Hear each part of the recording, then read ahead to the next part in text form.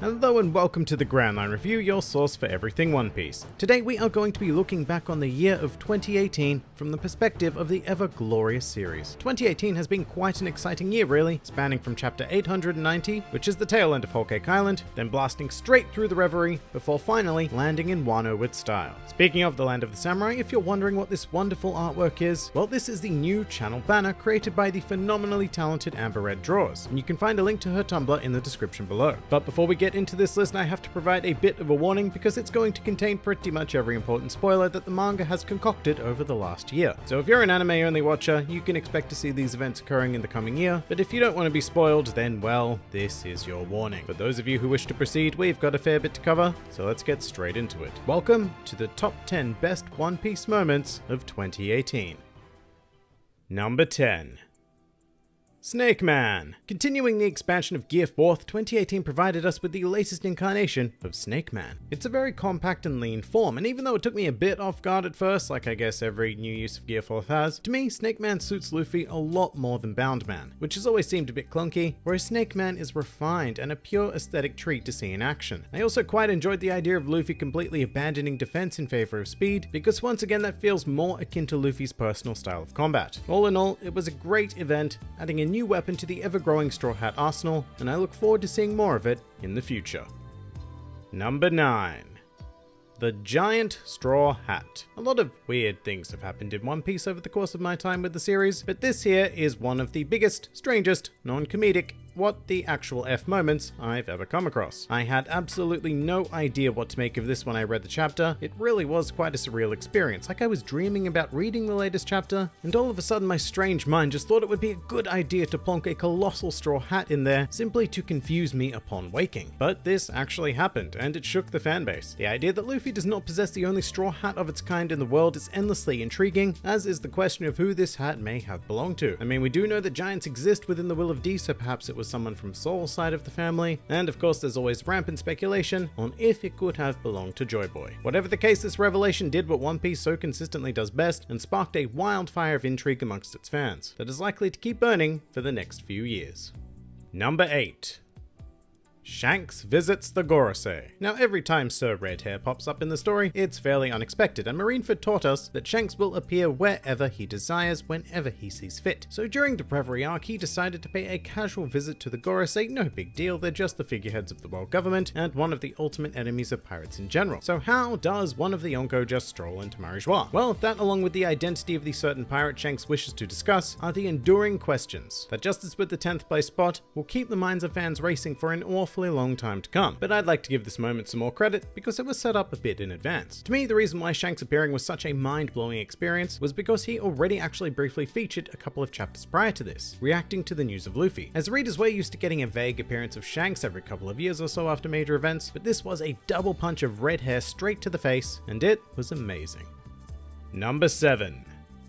The Revolutionary Army Commanders. Thankfully, 2018 was able to deliver on something that had been long awaited, which is any information whatsoever on the Revolutionary Army. They've been a background feature in the story for a truly absurd amount of time, so seeing them finally stepping in and commanding some attention in the manga was fantastic, and of course this was epitomized with the introduction of the Army's commanders, within which we found a full spectrum of colorful characters in very classic Oda style. And not only did they help to flesh out the Revolutionary Army, but in the case of Morley specifically, he even provided an answer to the question of who exactly created level 5.5 of Impel Down, which was a very nice little connection. And all in all, these four made me very excited to see what's to come for the Revolutionary Army in the future.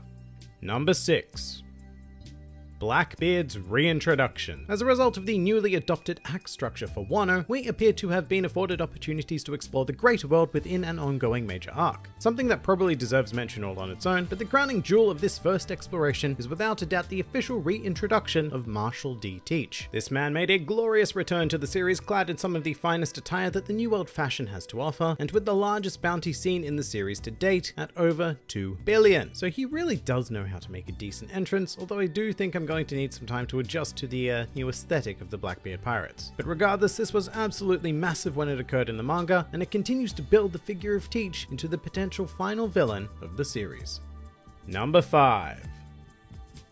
The defeat of Charlotte Katakuri. When reading this Fight Weekly, I had a lot of mixed opinions. On the one hand, from start to finish, this conflict took an awfully large amount of chapters to conduct. However, at the same time, every panel of this battle was illustrated so flawlessly that I wasn't sure I wanted it to end. But when it did finally conclude, it did not disappoint. Luffy's victory both physically and mentally against Katakuri felt well earned, and the panel where Katakuri does finally collapse has become an image as iconic in my mind as some of the greatest moments in the series. Not to mention the phenomenal combat that took place in the chapter preceding it. I mean, Oda really outdid himself on this fight as well as this antagonist in general, earning the both of them a well-deserved spot on this list. Number 4.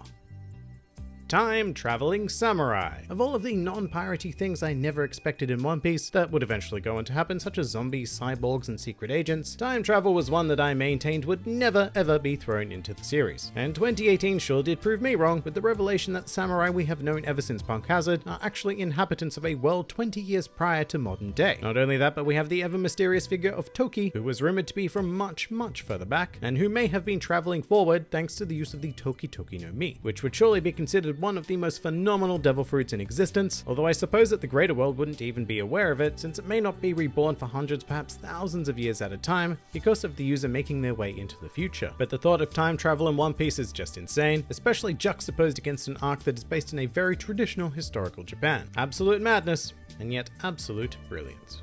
Number 3. Kaido is a dragon. Now, this wasn't a huge surprise on its own because the potential of Kaido being a dragon had been theorized upon in great detail, and hints like Momonosuke made it a very logical deduction. However, I don't think anybody quite anticipated the scale of dragon that is Kaido. Reading this chapter was a bit like stepping into the realm of Dragon Ball, only to realize that Shenron is your infinitely powerful enemy. Oh, and he's a bit drunk. Well, I say a lot drunk. But despite that, the level of terror is pretty damn high. I've been reading One Piece for a long time, and I've seen Luffy do a lot of seemingly impossible things. But Kaido, as represented here, will not be beaten by Luffy alone. The power Oda has managed to evoke with this revelation takes the top tier combatants in the series to a whole new level, and I can't help but continue to be 100% captivated. Number 2. The Revelation of Im. Stepping back into the reverie, we have the introduction of a figure who, for all intents and purposes, may actually single-handedly rule the world as we know it. Im's introduction was so powerful that it featured an entire collection of Gorosei bowing before him and asking for direction. And that really is all you need to turn the entire world as we know it upside down. What Im's presence has accomplished is the addition of a foreboding, sinister atmosphere sitting atop the Holy Land of Marijois, the likes of which did not exist when we assumed that the world government was controlled by a politically structured group of non-silhouette-clad human beings.